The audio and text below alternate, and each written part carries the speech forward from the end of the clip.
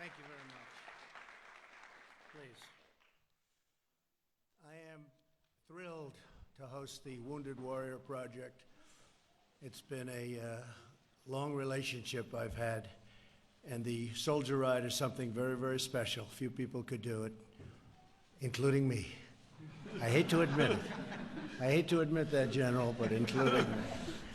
We're deeply honored to be in the presence of true American heroes. True American heroes. I want to thank our great Vice President, Mike Pence, and Karen Pence for being with us today. Thank you, Mike and Karen. Stand up. Mike, stand up.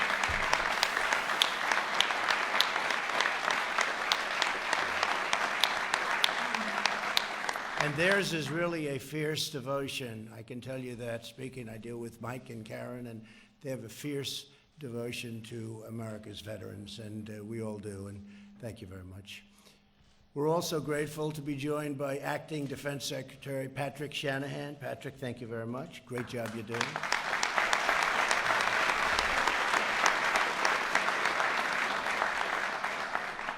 "100% of the caliphate." So that was great. That was one of our early assignments, right, with you. So I appreciate it. Great job, Pat. General Counsel of Veteran Affairs, Jim Byrne. Jim, thank you very much, Jim. Great job.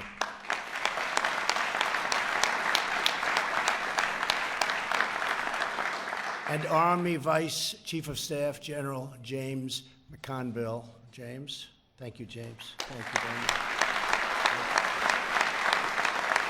I also want to thank two great congressmen for being here, and if we had room, we would have had a lot more. Phil Rowe and James Baird. Thank you very much. Thank you, Phil.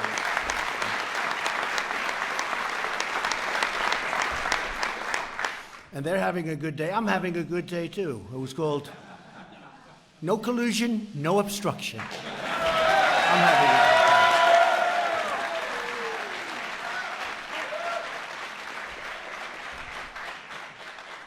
day. There never was, by the way, and there never will be. And we do have to get to the bottom of these things, I will say, and this should never happen. I say this in front of my friends, wounded warriors, and I just call them warriors because we just shook hands and they look great. They look so good, so beautiful. But I say it in front of my friends, this should never happen to another president again. This hoax, this should never happen to another president again. Thank you. With us on stage today are the wounded warriors from the Air Force, the Army, the Navy, the Coast Guard, the National Guard, and the Marine Corps.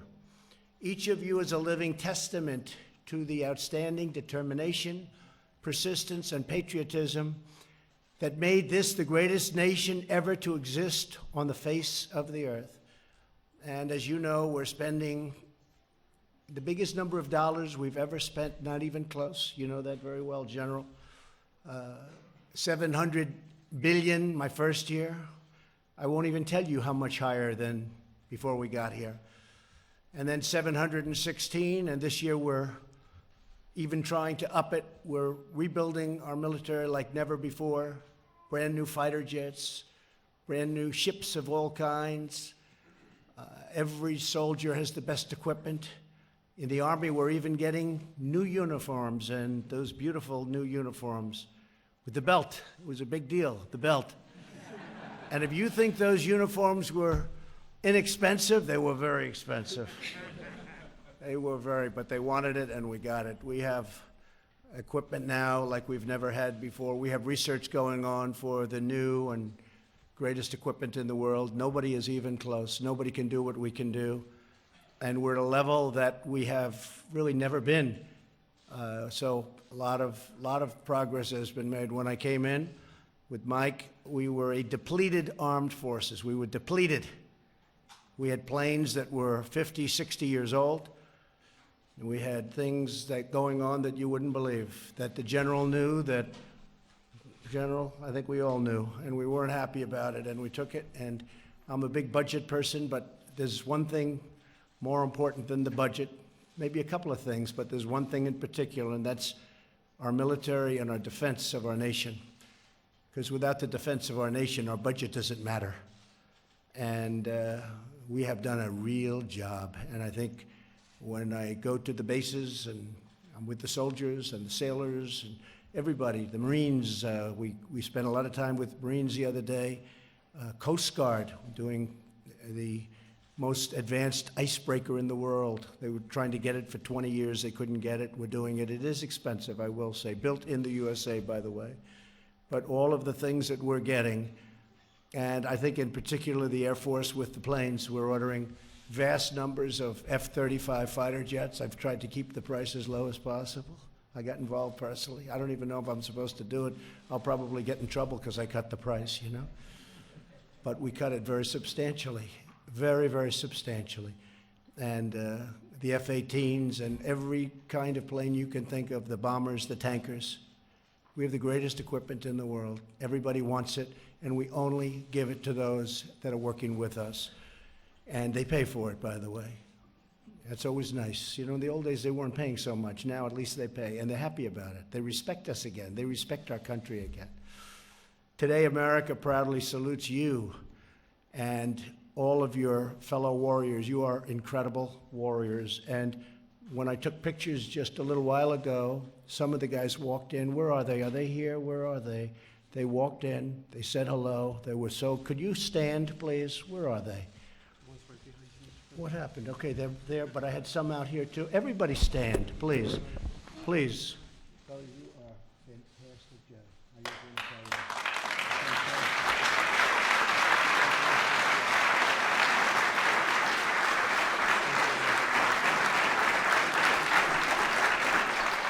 There's great admiration in this room and all over the country for all of you, and for all of you.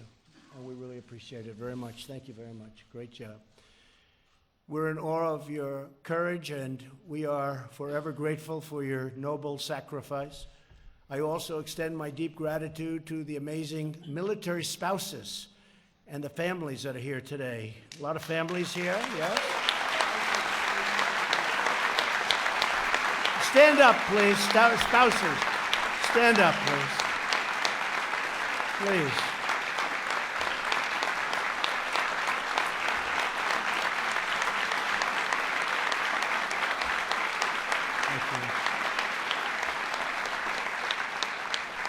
Without the families, the spouses, it doesn't work. It doesn't work. It's not the same. Your love sustains our warriors and our nation, and we want to thank you so much. You are incredible people. We're also delighted to have a distinguished World War II veteran in attendance, Corporal James Blaine, who was wounded in action at the famous Battle of Iwo Jima, and that was a battle. Where's James? Hi, James, please.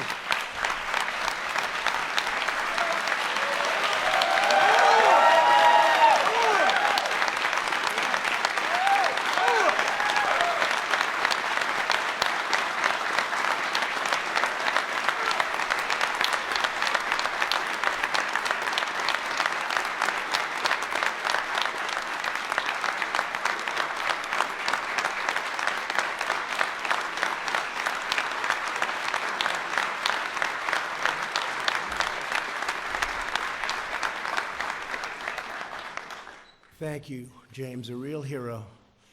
We're honored by your presence. Thank you. Tomorrow, the Wounded Warriors on stage with me will complete the final miles of their more than 30-mile soldier ride through Maryland and Virginia. On battlegrounds all over the world, these brave patriots risked their lives and shed their blood to defend our nation, our people, and our great American flag. Nobody defends our country like those people representing all others, but those people in the room today. Very, very special group. Here at home, they've beaten back injury and illness, in some cases beyond anybody's wildest imagination, and persevered through pain and adversity and hardship. The word comeback, greatest comeback, but it's a word even beyond. It's just courage, pure and simple courage.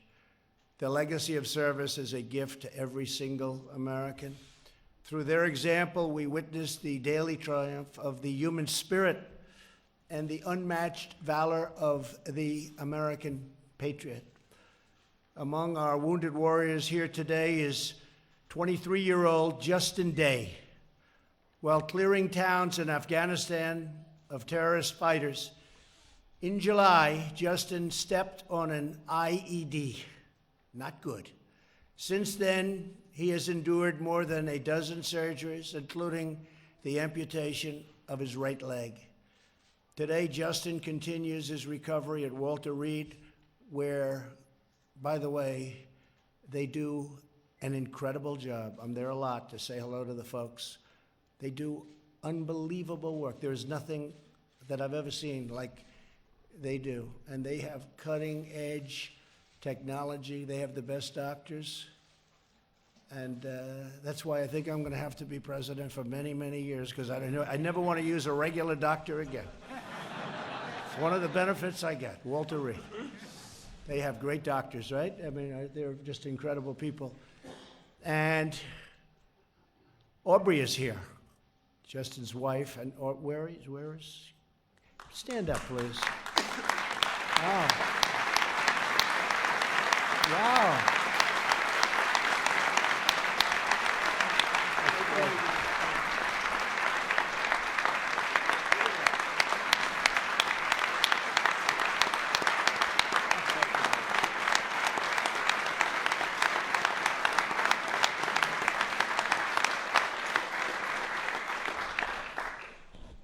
I have a little bad news. He looks like Justin. Yeah? Looks like Justin. Too bad. That is a beautiful baby. Thank you. Thank you very much. Congratulations. Just days ago, Justin got on a bike for the first time since his injury. Tomorrow he will finish the grueling course alongside of his fellow warriors, and it is really grueling. Justin, your story, like so many others in this room, is an inspiration to all of us and to all Americans. Honestly, I really think it's an inspiration all over the world. People right now are watching all over the world. Also with us today is Lieutenant General Mike Lennington, who serves as CEO of the Wounded Warrior Project and has done an incredible job. Hasn't been there that long, but boy, you took it and you just, what a job you've done. What a job you've done.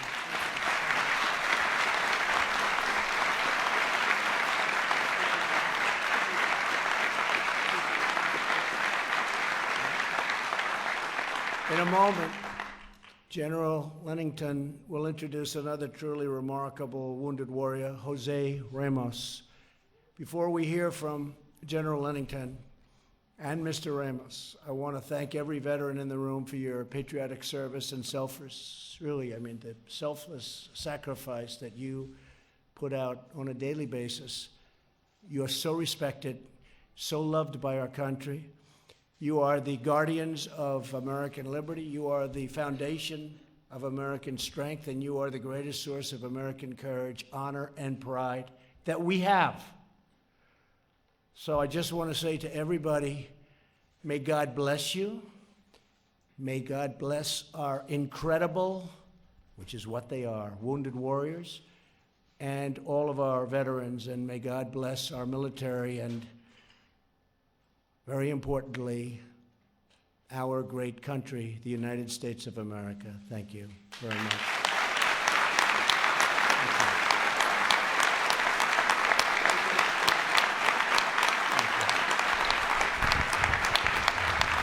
So, General, please come up and say a few. Thank you, General. Thank you, Mr. President. President Trump, Vice President Mrs. Pence, Secretary Shanahan, Cabinet and congressional leaders, fellow veteran service organizations, and the room is packed with many of the leaders from our veteran service organizations that we work with together. Most importantly, our warriors and families, thank you all for joining us today. On behalf of the entire team at Wounded Warrior Project, we're honored today to celebrate this exceptional group of wounded warriors standing behind me. It's truly an honor to be here at the White House for Soldier Ride DC, our 12th year in a row. How about that? 12th year in a row. And we're grateful for having such a great group of American patriots behind me. As the President said yesterday, the wounded warriors behind me rode through the streets of Annapolis, Maryland, and the campus of the U.S. Naval Academy, where they received incredible encouragement and recognition for their service and sacrifice. Tomorrow they'll ride through Northern Virginia, an uphill, hilly ride, and it's going to be raining. How about that?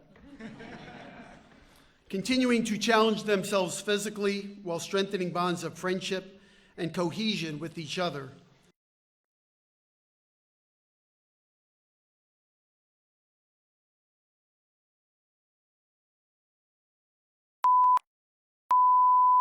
This is the primary audio circuit for the Reuters live service.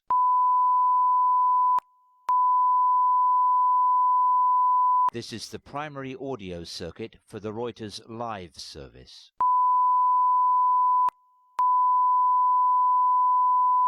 This is the primary audio circuit for the Reuters live service.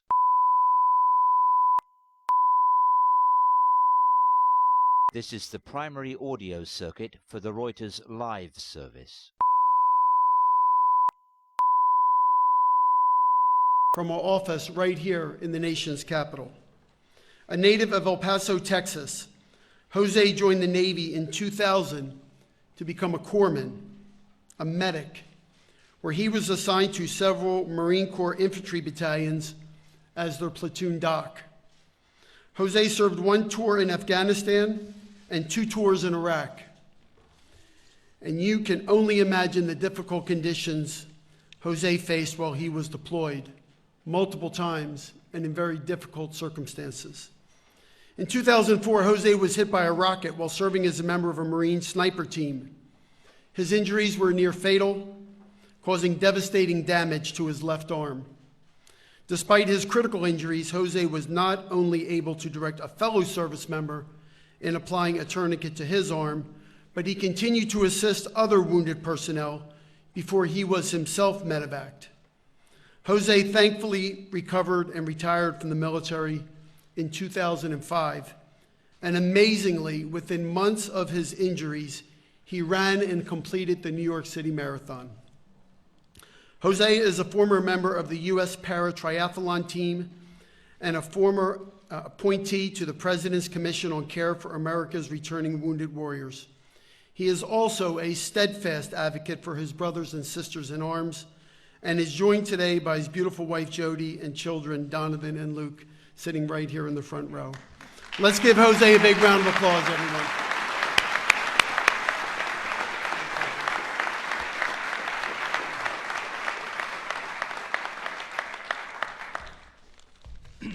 Well, first and foremost, I want to say thank you to General Linnington for those kind remarks and for recognizing my beautiful wife and my children. You know, my 9-year-old asked me if I can bring him to the White House one day, and I did today, and now I just got to make sure the Capitals win the playoffs, and I think I'm good for the year. So no, it truly is an honor and a privilege to be here today, to be at the White House amongst all our distinguished guests, and particularly amongst the warriors behind me. Not too long ago, I was standing in their shoes, and it feels like it was yesterday, obviously a few years back, but definitely brings back some memories. I also want to thank the White House staff for putting this together. It's a lot of work, and we really appreciate what you've done. Soldier Right is just one of the many programs Wounded Warrior Project has, but it's a program that's particularly special to me. It's played a significant part in my life. And as General Linnington indicated, I joined the Navy in 2000. In 2004, I was seeing myself serving in my 3rd tour overseas as a corpsman attached to a Marine sniper team when I was severely injured by a rocket attack. Fast forward a little bit, I'm in Walter Reed, waking up, recovering, you know, going through the process as anybody who was injured at the time. And unbeknownst to me, you know, there was a group of friends somewhere in New York coming up with this crazy idea. How about we ride a bicycle across the country, right, to raise awareness and some money for a young organization doing great work, and that was the Wounded Warrior Project. Soon afterwards, in 2004, Chris Carney decided to do just that, and he rode over 5,000 miles across the country from coast to coast. And then the second, or following that, he decided to do it again, this time going in the opposite direction. That was really the birth of Soldier right? That year, we had 2 leg amputees join him, 2 service members still at Walter Reed, Ryan and Heath. And so they trekked starting from San Diego all the way across back towards New York. On their route, they stopped at Walter Reed, where they met up with and picked up a group of newly injured service members to join them the rest of the way. And I was one of the privileged to be able to join through that route. We did about 400 miles in about 7 days. And in that ride, I learned 3 important lessons. Number 1, Pennsylvania is not flat. Right? It is extremely hilly. And if it wasn't for the Amish pastries and the Yingling, I don't think I would have made it through the state. I did say I was a corpsman with the Marine Corps, right? So, number 2, going downhill full speed with one arm is not easy. Did not realize that.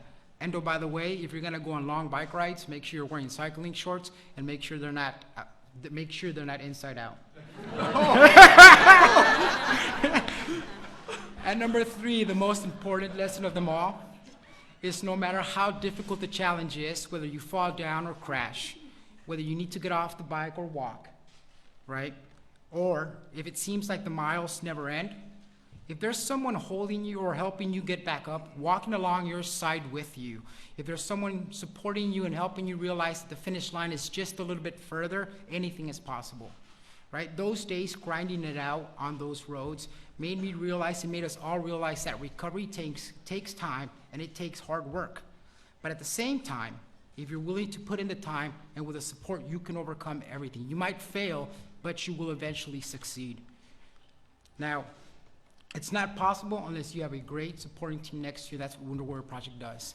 And it also provides great company with you. So anything you set to accomplish is possible, and anything that you want to do, you can if you so choose to.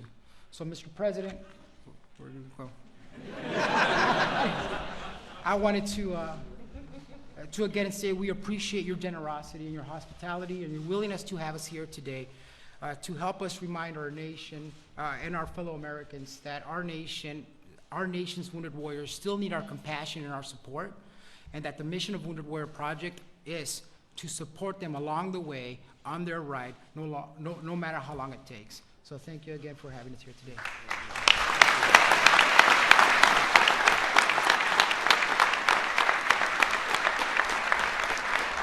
Thank you. Jose Ramos is the epitome of what it means to be a wounded warrior. And as we say in our land, he's truly living the logo of a warrior that starts being carried off the battlefield, and through his recovery and rehabilitation is carrying others in their recovery. So, Jose, thank you for your dedication and your commitment. And Mr. President, a small token of appreciation for you and the White House staff. Thank you very much. Beautiful. Please accept this small memento on behalf of all of us, and especially the warriors standing behind me. Thank you very much. Thank you, sir.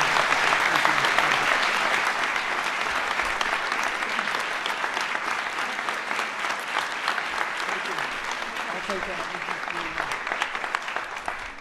Well, this is really beautiful. This will find a permanent place, at least for 6 years, in the Oval Office. Is that okay? I was going to joke, General, and say at least for 10 or 14 years, but we would cause bedlam if I said it.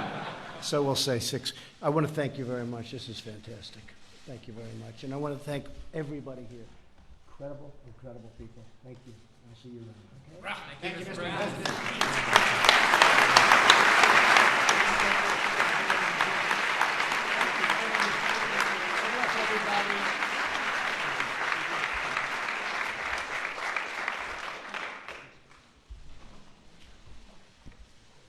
Ladies and gentlemen, please remain at your seats until the President has departed the East Room.